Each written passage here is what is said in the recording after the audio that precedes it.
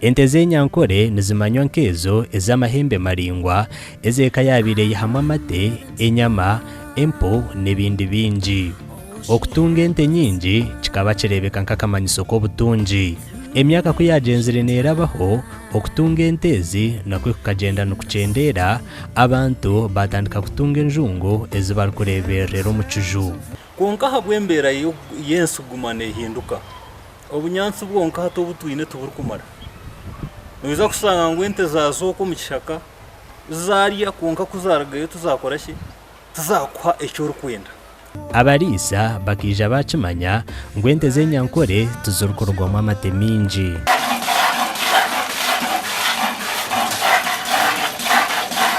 Enyankore zina amate marungi munonga gakwitse kukira enjungu konka nteekateeka abo kugira ngu enyankore niikamu amate make kikikureetera abantu bazirigaho bakaronda enjungu. Rero mu buhingi nabwo ebintu byizire nibihinduka.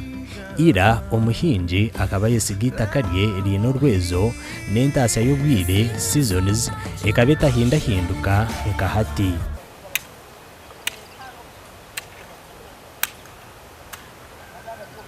Okubanza tukaba tutiine guidance omu kuhinga, so hati nobu barabe abamwe barikuzamu bakabakora puti bakibanka amafuka gaba abenyuma bakagatwara n'enge mbibo hati abantu timpuruvingire munonga spacing y'orutoki nkobwe kandi emanywa bake nk'itwe abandi batakukimanya.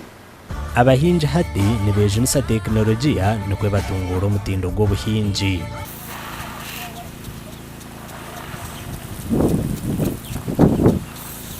Amaizi g'enjura nogata mu water reserve omwanya gwa water pump okolesa pipe nkeze kukolesa wanje omuchanda orutoki ruha amaizi haboko wanje nyoti nyine cyanda tinyine enjura abwa system y'Abamerika baresere amaizi ningahunika.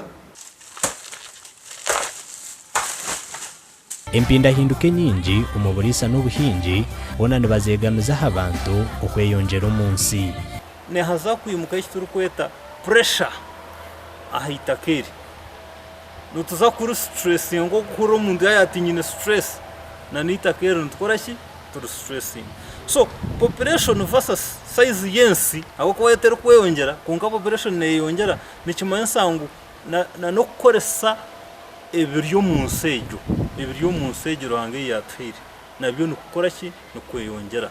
Ebe ni bimwe aha bihindukiro mu myaka 57 eyi Uganda emazire kwetegeka kuruga mu mikono y'abajungu okuruga omwaka gwa 1962. Amakuru aga gashakwa Stewart Twinumujuni.